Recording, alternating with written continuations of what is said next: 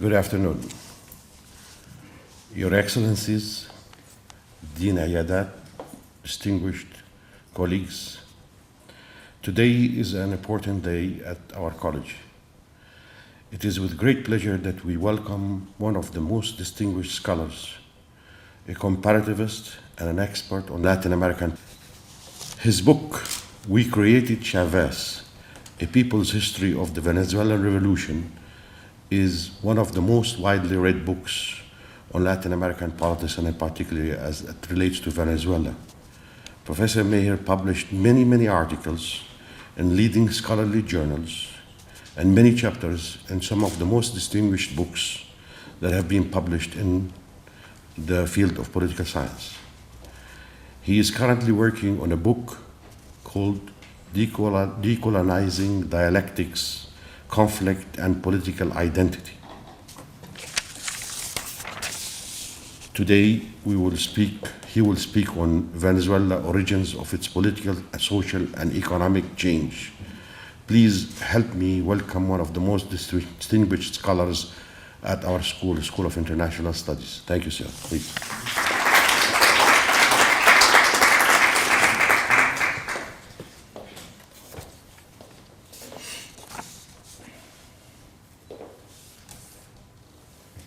Thank you so much for the invitation. It's a pleasure to be with you and to be able to share my work in a context that I don't get a chance to visit very frequently. So thank you all for coming. Thank you so much for the invitation to speak on a subject which is, of course, of much contemporary relevance, the political process in Venezuela that faces constant challenges, but in these days especially a very specific challenge.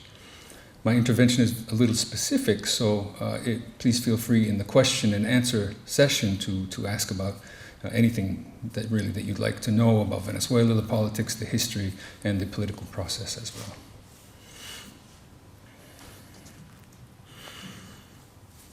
The present as we receive it comes inevitably laden with residues of the past, sedimentations of the dialectical interplay between action and meaning, and contemporary Venezuela is no exception to this. I speak to you today at the intersection of two anniversaries. 25 years ago marked what could be considered the violent birth of the Bolivarian revolutionary process in Venezuela. And looming just ahead is the first anniversary of the death of the single individual who has meant the most to that process, Hugo Chavez Frias. Simply observing the past in the present, however, gives us little guidance as to what to do with that past. Here, the Karl Marx of the 18th Brumaire seems clear enough in his insistence that, as he puts it, the tradition of all dead generations weighs like a nightmare on the brains of the living. And in his concomitant imperative for contemporary revolutionaries, as he puts it, to let the dead bury the dead. But the question for today is whether or not this is the case in Venezuela, whether the dead past weighs heavily upon the living present, or if this history is something lighter altogether that can provide the basis for future revolutionary unfoldings. What's more, as I speak to you, Venezuela is witnessing a period of unrest with protests in the street and sharp debates over the meaning of the moment. Proponents of the protests, however, the enemies of the Bolivarian process, insist in not so subtle terms that we in fact let the dead bury the dead, urging us to forget the past so that they can seize the present. But to do so would be impossible. The history of Venezuela's present, I argue, liberates at least as much as it constrains. And as a result, our task is not so much to let the dead bury the dead as it is to reanimate those corpses, to endow them with voice and to allow them to speak directly to new possible futures.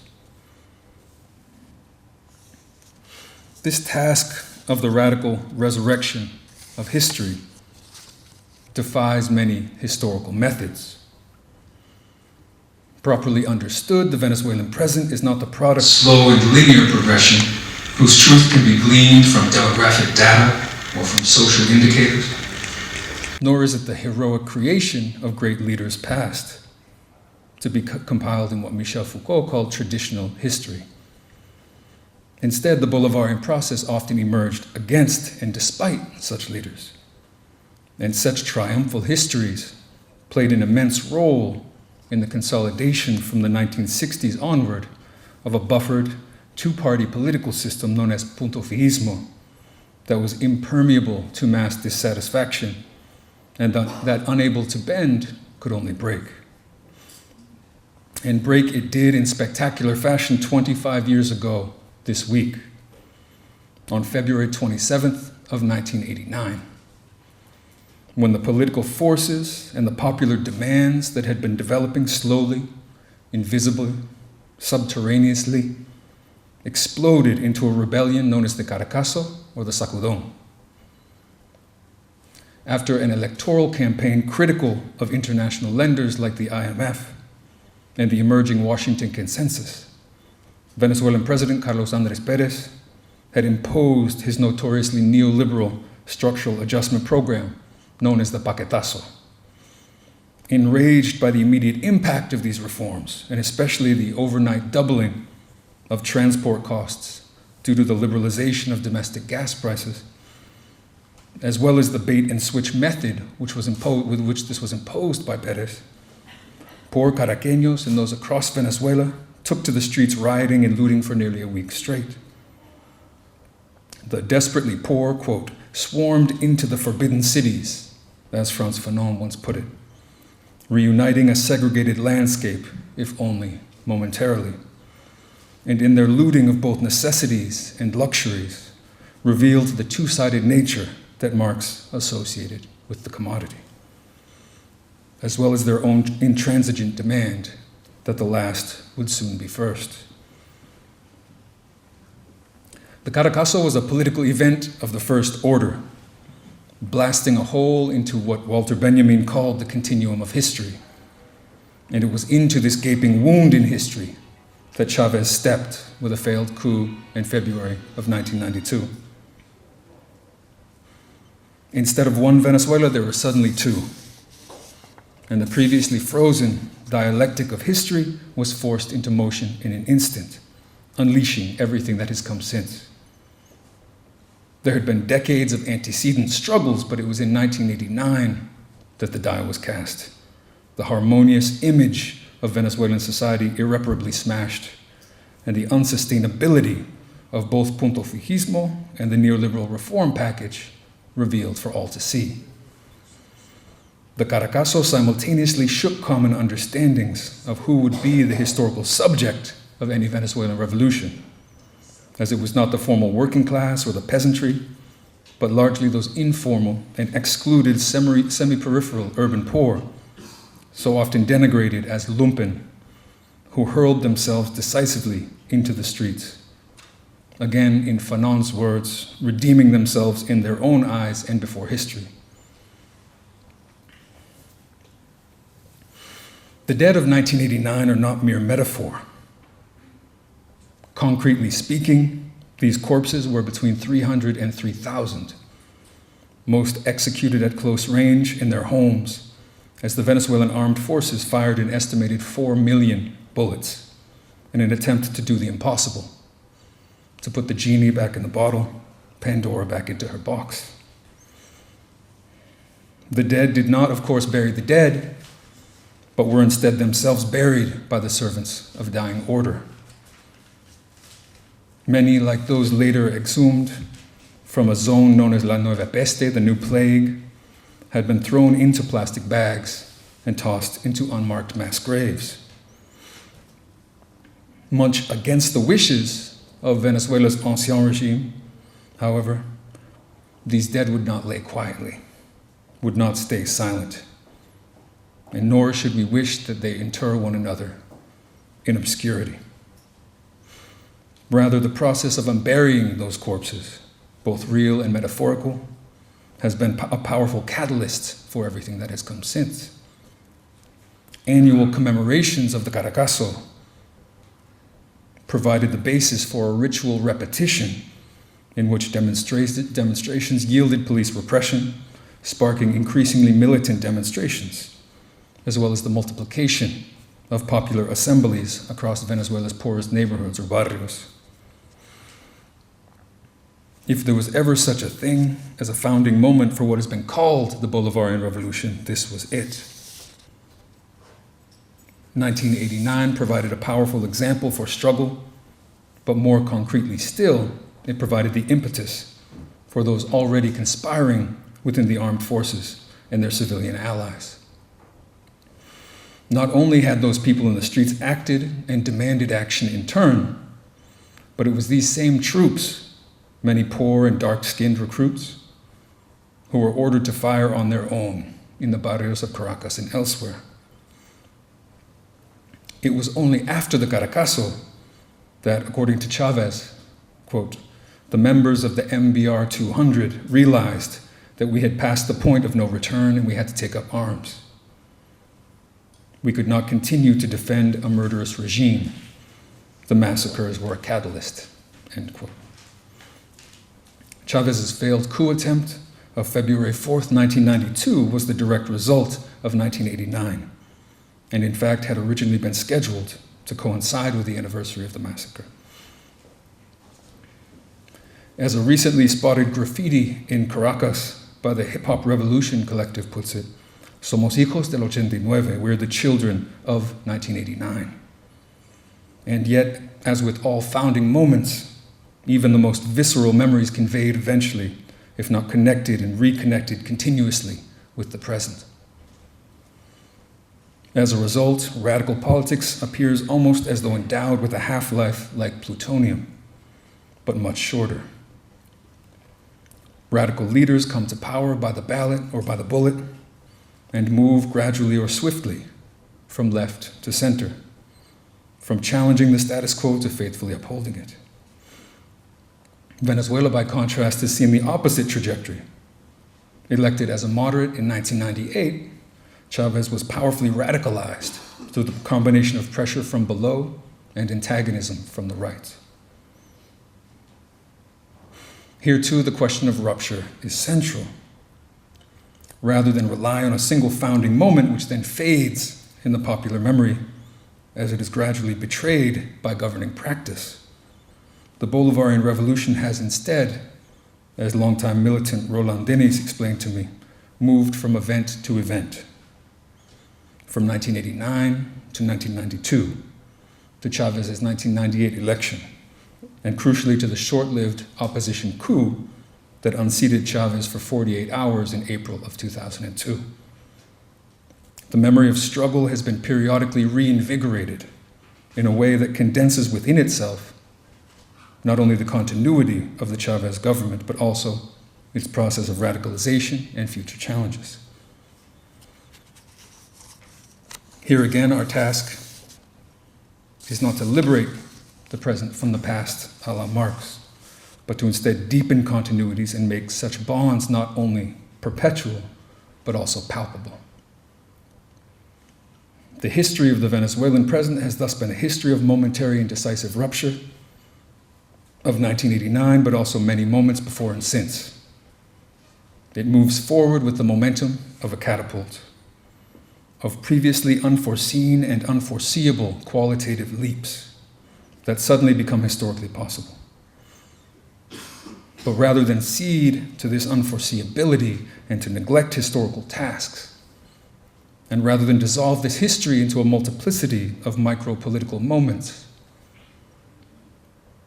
without any overarching meaning, our task is instead to grasp in reverse the dialectic which draws them together and around which they gradually coalesce, with the barely visible becoming undeniable in an instant.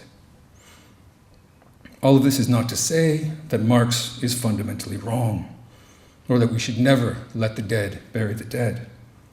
After all, it was Marx himself who criticized others for treating the always relevant Hegel like a dead dog. There is much in Venezuela's recent past that, quote, weighs like a nightmare on the present. bureaucracy and corruption, petrostate centralism, the ingrained tendency to see solutions only from the top down, and even the resurrection of some dead at the expense of others. Even Simón Bolívar, for whom the revolution is named, has been resuscitated for both radical and conservative purposes, in the past as in the present.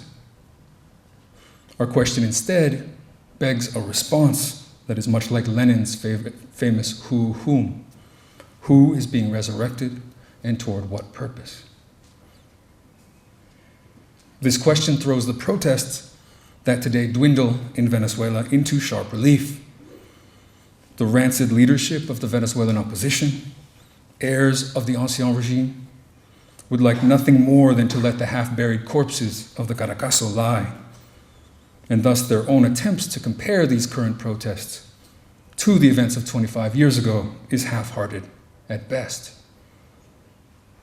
This is firstly because they need to privilege an exaggerated violence of the present, to which they contribute decisively at the expense of the undeniable violence of the past. For the thousands of Venezuelan revolutionaries who lived through the Caracazo, present comparisons with that moment predictably ring hollow. Secondly, moreover, it is because some of these opposition leaders, notably someone like Antonio Ledesma, the current mayor of Greater Caracas, participated directly in past repression that far exceeded even the most exaggerated claims of the present. This is simply one of the many details that those in the streets today would ask us to forget. As the revolutionary Venezuelan folk singer Ali Primera put it, those who die for life cannot be called dead, and from this moment forth, mourning them is prohibited. Our task is instead to distinguish between the corpses, to bury some and to unearth those who resonate with the demands of contemporary struggles in a manner that's far distinct from mourning. Whether it be the late Comandante Chavez, gone nearly 1 year, or the thousands massacred 25 years ago today, some of our dead simply cannot be left unburied. Thank you.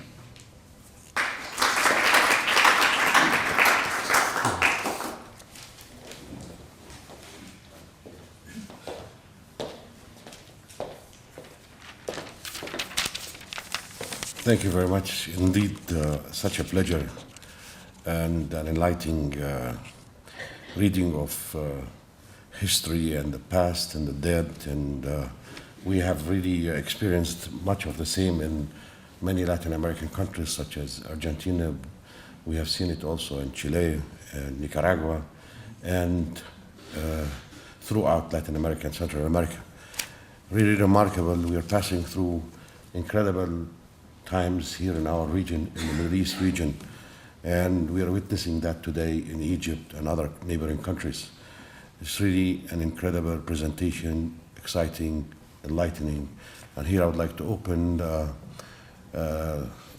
for questions and answers. Anybody has a question, please raise your hand. You can use the microphone. I'm still not sure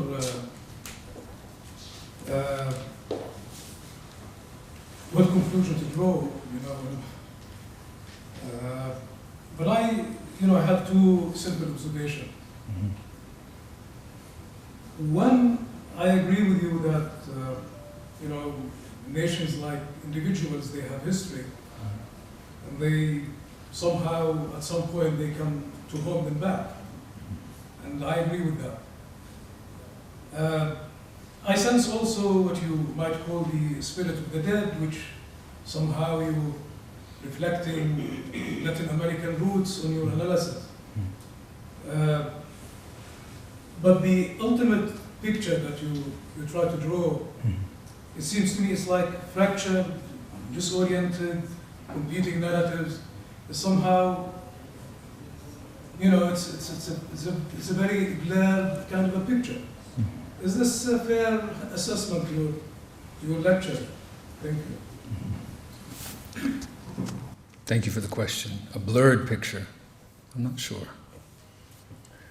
I think if there's a lack of clarity, I think part of what what I try to do is to think in a way to use terms, for example, like dialectic, which I use a couple of times. In other words, the idea of the role of broad coalescence of conflicts in history, but to do so in a way that doesn't fall naively into sort of the determinism that is often associated with dialectics. In other words, the idea that history moves necessarily forward. Of course, it doesn't. We see that this dialectic is sort of beaten backward and slaughtered and thrown into disarray. And I think if there's an absence of clarity that emerges out of that, then I think that's something that I'm trying to be faithful to. But if it's a question of a clarity of seeing and assessing the present in light of the past, I would say a couple of things. One is that it's a question, firstly, of the coalescence of popular forces. To what degree popular movements, and this is something I do more extensively in my book, popular movements develop, gain force, press forward without any hope, deterministic hope that pressing forward will yield a certain future or a sort of resolution of all contradictions, but knowing that there's no other way, really. And that secondly, the way that this often progresses is through subterraneous, imperceptible almost developments, which then yield moments of rupture. And I didn't use the term here, but I often think of the French philosopher Alain Badiou. He speaks in terms of the event as a political moment in which of rupture in which things become clear. So it's not a question so much of gradual historical development, even in a traditional Marxian sense, that yields then a predictable structured conflict, but of potentially unpredictable moments as well.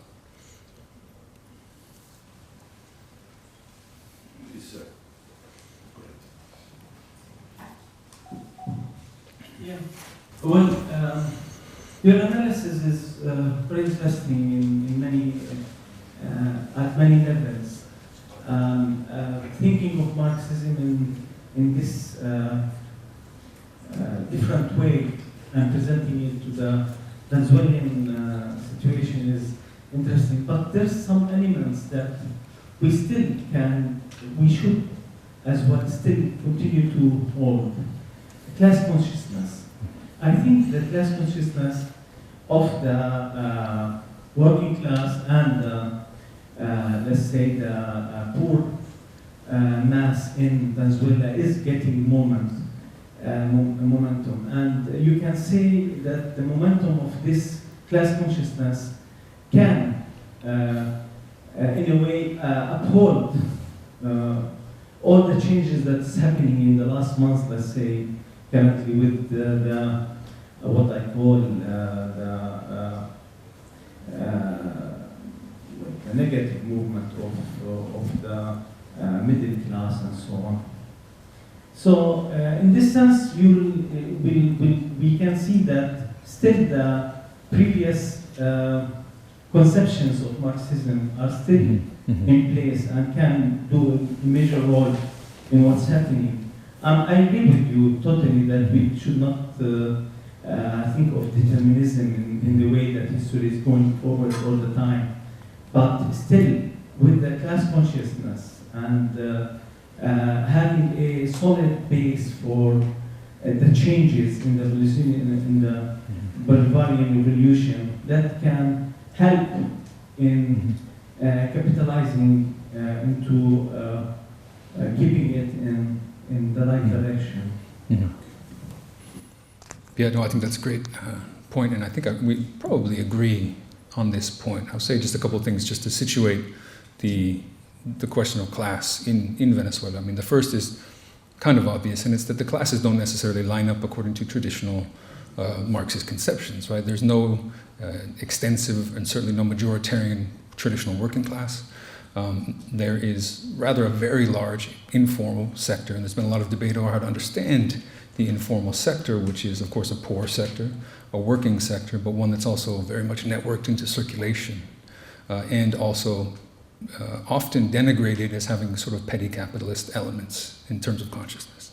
And yet these are people who have often been on the vanguard of struggles. For example, reversing the coup in 2002, playing a major role, having a sort of intuitive understanding of when was the time to fight. And so it's a question of situating these, and then understanding in many ways how class consciousness, and here I don't think you would disagree either, is the idea that class consciousness itself is not predetermined. It's not a material efflux from conditions, as Marx, would, or Engels especially, would call it, but rather something that's built and established and constructed, and which, if anything, in the material conditions, in the sort of consumerism, petro-state consumerism, there's also a counter tendency that cuts against it. I think you could say very correctly, though, and you could look at the present moment to say that we're seeing a consolidation of class consciousness in Venezuela. And I think that's especially true when you note the fact that very few poor Venezuelans even had a second thought about joining these protests, despite the fact that they suffer insecurity, despite the fact that they suffer some food scarcity occasionally or import product scarcity, because the idea of class consciousness, as well as other levels of consciousness, have been very well developed over the past 15 years. And so finally, just to say something about how these things develop, on the one hand, the Bolivarian Revolution is about class consciousness in a fundamental way, but it's also about an overlapping series of identities, ranging from the people, which has a class content itself, especially as it's used in Venezuela, to Bolivarian, to Chavista, to simply revolutionary, and all of these identities fit sort of together and operate as a broader complex, which in a way moves and aspires toward the class consciousness that each has within it. But these are the kind of identities also that if we're too strict about about Marxism, say, then we would dismiss Bolivar as petty bourgeois, Bonapartists, and all these other things. And so we need to really have a sort of sophisticated understanding of how these things operate in practice. As you said, there's unrest right now here in Venezuela. People, the opposites are going in the streets. Could you tell us what are the goals, what they want, why did the middle class is the main people in the opposite? Mm-hmm. This is also another question here. Okay. Our good colleague, if you don't mind. And this will, maybe you can mix the two. Thank you. My name, I am Ambassador Dr. Muwaffaq Ajloni. I used to be the director of Latin and Central American Department. I am very proud to be a friend for Venezuela and proud of my colleague, the ambassador, who is doing a great job in Jordan. Thanks also to the College of International Studies. When I look to the title of the lecture, which is change, economy, politics, and social, social, political, and economic change. This is big subject. Where shall we start, actually? This is a comprehensive, I don't want to mention revolution, because we will go to many revolutions back to Latin and Central America. And I don't want to go back to what happened in Chile durante la época de Salvador Allende, 70-73. And I was worried also to have something like that a couple of months ago before the elections of Mr. Maduro, and how the leadership and the how can I say it, the charisma of the late President Chavez reflected in Maduro. This creates some sort of internal conflict to the people as well as to Latin and Central American countries. Even in the Arab world, we have enough problems here. So how could you handle this change, this comprehensive change? Where shall you start? Start with politics, with economy, with social. If you go to the economy, you should be one of the best countries in Latin American countries, especially you are one of the major exporters of oil. So really, I look at the past, maybe it is vague, it is painful, but I want to look to the future, to take lessons from the past. What are the steps and the measures, the tangible steps you are taking for the future, for the generations? Because I think you suffered a lot in Venezuela, and we'd like to see the happy faces of the people in Venezuela, and also we would like to see more cooperation between Jordan and Venezuela.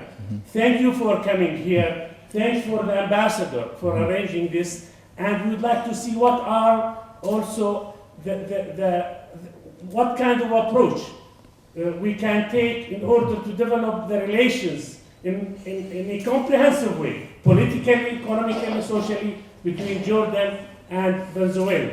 Thank you. Thank you for wonderful questions. On this question of where to start, you're absolutely right that it's a massive question: society, economics, politics. Certainly my presentation privileges the political. And it does so because, again, for this question of a political event as a moment which really breaks open unexpected possibilities, the history of Venezuela seems very peculiar in this sense. But you can also find similar moments elsewhere, in the sense that the slow development of certain socioeconomic conditions, for example, plays a massive role in what happened, and yet there's a moment in which it hits a point of rupture. You of course had the historic development of dependency on oil in Venezuela, which can be managed in many different ways, but which during the course of the 70s and 80s allowed for a sort of self-conception, a mythical self-conception that Venezuelan society was unified, harmonious, and all the while, larger and larger segments of the population were being pushed out of the bottom until you reached a point in which the majority of Venezuelans were in poverty. And so when you reach this kind of socioeconomic point, sometimes it becomes certainly more likely that you'll have such a political event that can make possible the transformation. And this is also, I think, necessary to understand how we look forward. Because part of what I indicated and pointed toward is the danger of sometimes a natural process in which political energy dissipates and memory fades, and the memory of radical moments of possibility become weaker and weaker over time. And this is seen in generational terms in a lot of ways in the fact that today in Venezuela, many of the young people never experienced the old regime, never experienced poverty, never experienced hunger in the way that people experienced it 30 years ago. And so this becomes a political liability and a danger in terms of maintaining and mobilizing political energy for the radical transformation of the current order, or at the very least its survival. In terms of looking forward, I think we need to similarly understand this question of political momentum and energy and what precisely it is that needs to be addressed. And here the demonstrations I don't even want to use bad adjectives, but the demonstrations today can even give us some sort of indication of what are real concerns of the Venezuelan population. Insecurity is a serious concern, scarcity is a serious concern, and they're very complex questions that have to do with not this single government over the past year, but actually decades-long, complexities, some of which are rooted in the oil state itself, or the complexities of the oil state. And the need moving forward is really to develop a strategy for creating a different kind of state, decentralizing the state, strengthening and empowering the institutions of direct democracy that have become kind of one of the most important elements in upholding the contemporary Venezuelan state. Directly democratic communal councils, of which more than 40,000 exist today, and which are being slowly, gradually consolidated into broader groupings called communes and even communal cities, in which people live, participate politically, directly, and produce. And so these councils are actually allowing for the direct participation in deciding what is produced, how much it is sold for on a local scale. And it's at that point, when you develop these kind of institutions, that then you can better weather the dangers of the international capitalist economy. In other words, the what's going on now with the exchange rate, which is largely related to currency speculation and to a whole series of strategies by existing private corporations, as well as other structural issues. Once you have this basis, then you can begin to try to think and conceptualize in a different way and allow people to directly participate in that. On the question of the opposition, it's difficult to disentangle what they want, because people want, of course, many different things, like many movements, but also because some of these, I think, some of what is upsetting people in the streets is not really being stated as such. On the surface of it, the main demands have to do with insecurity, in other words, violent crime, and economic scarcity. Every once in a while, or frequently, but you may have to go to a couple of different supermarkets to get certain items. And this has a lot to do with the fact that these are all imported items, and there's a very complex structure for distributing the currency to import. But I think there are good reasons to think that, on the one hand, one other major element behind this is the fact, and what explains in many ways why it's a heavily middle-class protest, is because the government also changed the amount of dollars that an individual who travels to Miami, for example, can get at the official rate from the government. It used to be thousands of dollars, so you could buy a ticket to Miami, and the government gives you buy at the official rate large amounts of U.S. dollars, and often people would resell that at on the black market. So they lowered the level, and this is something which affects, of course, largely the middle class, those who can travel, and it's something that's frustrated a lot of middle class people. So that's one of the behind the scenes reasons. But then you have the official opposition, the traditional opposition leaders intervening, putting their hands into these protests and generalizing them into an anti-government protest, pressing them toward an anti-government protest with the hashtag on Twitter, which is La Salida, the exit from power of Nicolás Maduro. The goal is to overthrow the government. Although they would say the goal is for him to step down, the goal is to overthrow the government.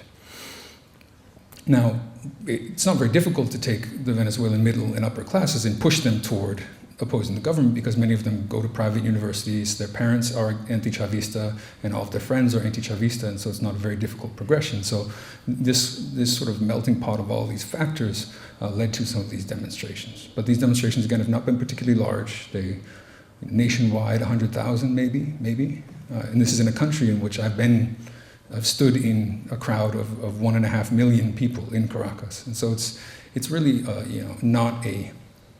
it's not numerically significant in a major way, and yet it's mediatically overrepresented on Twitter, in the international press, in part because these are people a lot of whom have traveled to the United States. They speak English, they tweet in English, they write in English, and have a sort of excessive impact internationally. Yes, please. My name is Abu Subah, I study human rights. Is there, in your opinion, any foreign political or economic interests that is contributing to the unrest now in Venezuela? Should we take? Professor Hassan al-Moment, please. Hassan al-Barari, you're all my colleagues, you're all brothers. Well, thank you very much. I really like the social economic underpinnings of the political change, and I just want to provide a kind of a view from the South. Like this is in this point of the world, we look at the Venezuela as an epitome of defiance, and people here like this. They think that's a cool idea to have one that is next door to America and define American hegemony in Latin America. So my question is actually different. I want to see how much the foreign policy, maybe adventurous foreign policy of Venezuela, informed the internal changes that then at the end of the day triggered this kind of revolution. Thank you. I'd like to take one more question. Sorry, how much the internal policy? External policy. Professor Faiz, please. دكتور ناصر إذا ممكن يترجم سؤالي للإنجليزي. سؤالي هو التالي. لا هو إسباني الحضور لا يفهمون. Yo puedo hablar en castellano, pero prefiero preguntarle a alguien que lo traduzca el doctor ناصر.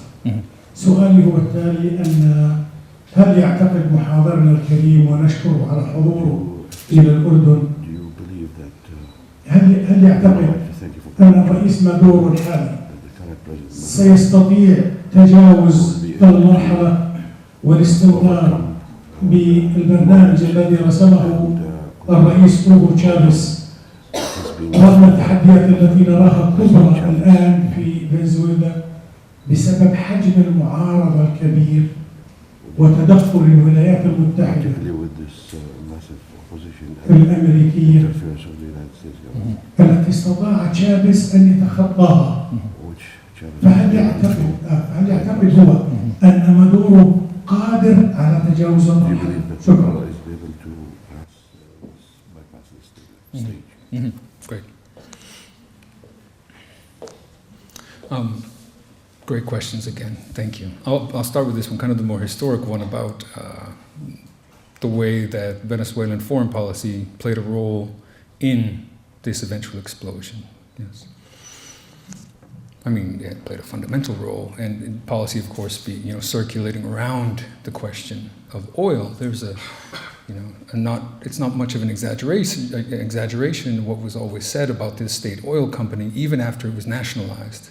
In other words, technically under control of the government, that the president of the republic needed to ask permission to visit the headquarters of the oil company, because it was really powerfully autonomous. It was run by a board of directors, and this board of directors didn't respond necessarily to the political will of the country. And this is after it's nationalized.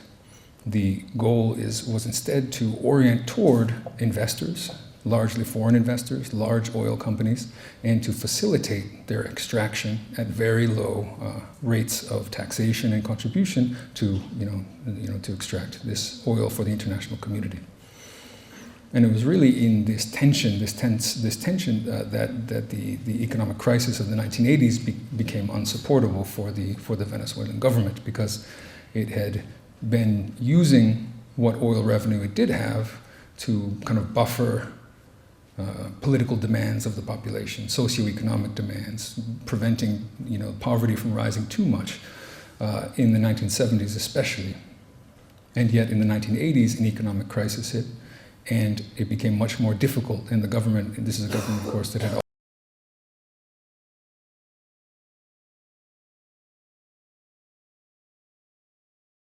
was so galling about the 1989 election was that here was an old traditional politician from the Venezuelan political order saying, I'm going to resist the IMF, I'm going to resist the United States and the World Bank, and immediately turning around after being elected and doing the opposite. So it's this sort of violation, this sense of violation, and also the sense of violation of a natural right to oil rent that all Venezuelans feel, that led to the explosion. And of course, it's very much about this international scene. To draw together kind of these questions about foreign intervention, and especially looking toward the future and the challenges that the process faces. Of course, the United States is involved. The Obama administration continues to fund the Venezuelan opposition, and does so actually more openly than the Bush administration. It's written into the budget. It's straightforward. Millions of dollars to so-called civil society organizations in Venezuela, which are opposition political parties. And so this has been a continuity, and you could say that the continuous interest of the US government under Obama, and especially when Hillary Clinton was the Secretary of State, was to remove Chavez from power, and now is to remove Maduro from power. The question is how to do that. They've already tried almost every possible alternative, from funding elections heavily to a coup in 2002, and each time they try it, it turns out worse for them. So the question is, what sort of strategy, is going to be attempted now? And I think a lot of people today are attempting to figure out what the strategy of this moment is. I think here we need to allow a certain autonomy to the Venezuelan opposition groups. In other words, if we think everything is a bulletproof plan arranged by the United States, we miss the fact that there is infighting, there is conflict, there are different political leaders who want to rise to prominence in Venezuela, and they're very capable, as they've done in the past, of destroying what unity they had to challenge the Chavistas. And this is in some ways part of what you can see happening today. After the elections in December, local elections, the main opposition leader at that time, Enrique Capriles, who nearly defeated, or was close at least to defeating Maduro in an election, in other words, doing something that an opposition leader had never been able to do, realized, because the opposition also lost the December elections quite severely, realized that the opposition needed to take a more moderate line, and has said repeatedly that if the Venezuelan opposition cannot attract the poor, they will never win an election. And yet there has always been a wing of the Venezuelan opposition that doesn't believe in elections, that claims that they are not fair even though they are.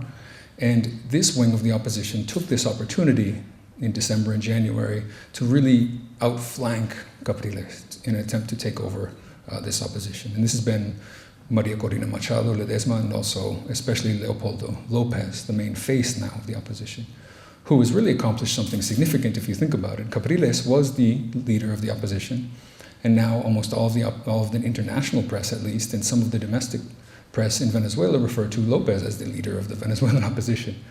And I think this is in some ways terrible for the opposition, because Lopez is not someone who is capable of appealing to the Venezuelan poor. And he's someone who's seen very much as the most elite, the extraordinarily elite sectors of Venezuela, descended from Simon Bolivar, allegedly descended from the first president, from a powerful family. His cousin is the most powerful businessman in Venezuela. So we're talking about someone who represents the most elite of the elite. But then the question is, plan B for the United States, which is, again, we see Capriles stepping in and trying to play a moderating role and attempting to assert himself as the one who is able to serve as the moderate vehicle for this, political opposition movement moving forward.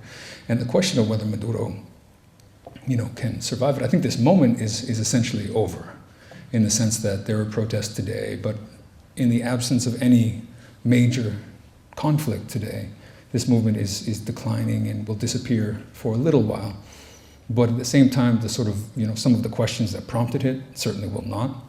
The opposition has done everything it can, in some way successfully, to tarnish the image of Maduro in the United States, especially, not that it was particularly good, but the impact of the opposition in the United States has been very interesting. Actually, I've just seen that opposition tweeters are attempting to contact famous movie stars, because the Oscars is Sunday, and they're trying to get movie stars to make statements at the Oscars attacking Maduro and attacking Venezuela.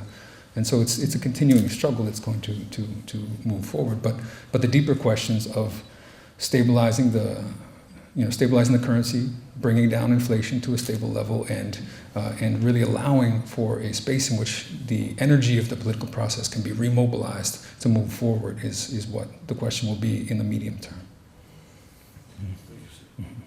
Well, thank you very much.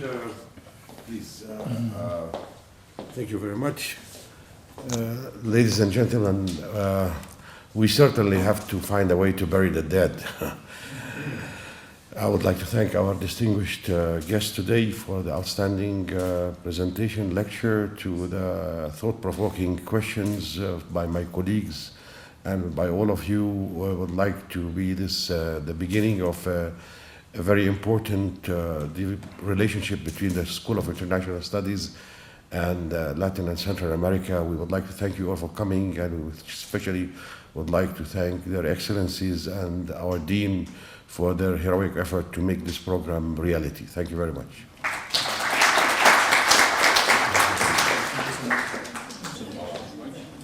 We're going this way. Go there, and then if somebody wants to come and say hi to you.